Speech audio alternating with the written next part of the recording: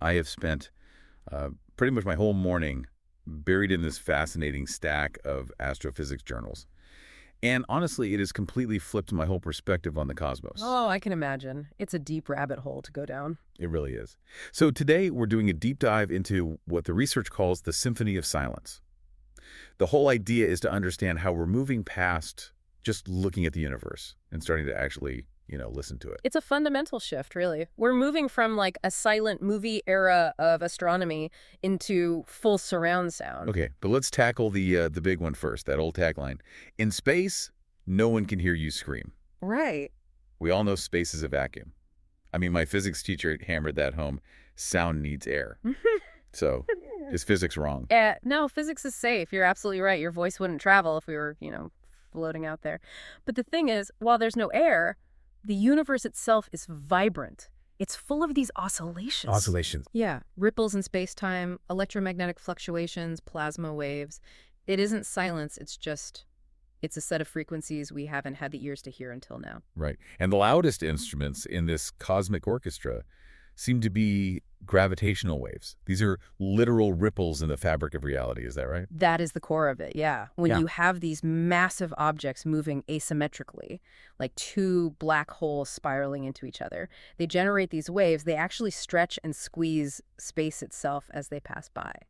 And when we say stretch, I mean, the scale is just absurd. I read they change distances on Earth by less than the width of a proton. A proton. It's almost unimaginably small.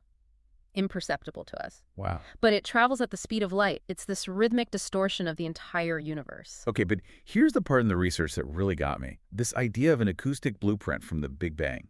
It suggests the early universe actually did have sound. How's that possible? Because back then, it wasn't a vacuum. Not at all. About 380,000 years after the Big Bang, the universe was incredibly dense. It was this hot, thick, soup. A soup. A photon baryon fluid is the technical term. Light and matter were all trapped together. So it's thick enough to carry, actual pressure waves. Oh, it was roaring. The pressure waves were immense. And the fascinating part is, as the universe expanded and cooled, those waves got sort of frozen in time. Frozen. We can still see them. They're imprinted on the cosmic microwave background. We call them acoustic peaks. And measuring these peaks tells us the universe is spatially flat. I hear that term a lot, but why should I care if it's flat? Because that shape, it basically determines our destiny. Our destiny. Since we know it's flat, we know it's not going to stop and crunch back in on itself in a big crunch. Ah. Instead, it suggests the universe will likely just keep expanding forever. It changes the entire timeline of existence. That is huge. That's a future of endless possibility instead of a fiery dead end. It's amazing you can pull that much meaning out of faint signals. It's really a game of separating the signal from the noise. That's the challenge in astrophysics and, honestly, in just about everything else. Yeah, you're right about that. Which is actually a perfect segue to our sponsor, Embersilk. We'll deal with noise, right? Data overload, messy workflows. Embersilk helps you find the signal. They specialize in AI training, automation, and software development. Right, so it's all about figuring out where these new AI agents can actually make an impact for your business or even your personal life instead of just, using tech for tech's sake. Exactly. If you want to streamline your world, you should check them out at embersilk.com. Okay, back to listening to space. Yeah. The ears we use. I was reading about LIGO. That's the Laser Interferometer Gravitational Wave Observatory.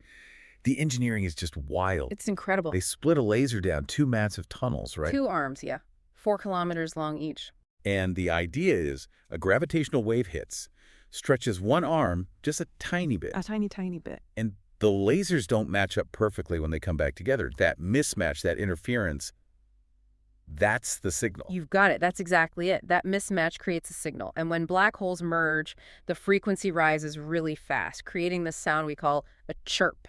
But that's the high-pitched stuff. For the deep bass notes, the sources talked about pulsar timing arrays. This seemed even more sci-fi, using stars as clocks. It's brilliant, isn't it? We monitor these millisecond pulsars, which spin with this incredible regularity. If a massive gravitational wave, maybe from 2 supermassive black holes merging, passes through the galaxy. It messes with the timing. Ever so slightly, it changes the timing of those pulses. It's like hearing this very, very low background hum across the cosmos. And we can actually listen to this. I've heard the clips. Sonification, that's what it's called. Sonification, yeah. Yeah. We map the data to a pitch that human ears can process. And it's not just for art, right? Oh, no, it's a powerful analysis tool. The human ear is an amazing pattern recognition machine.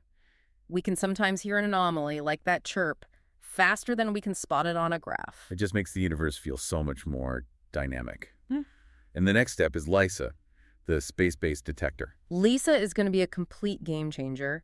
Imagine a detector floating in space, but with arms that are millions kilometers long. Wow. It'll let us listen deep into galactic centers, hear things we could never capture from the ground.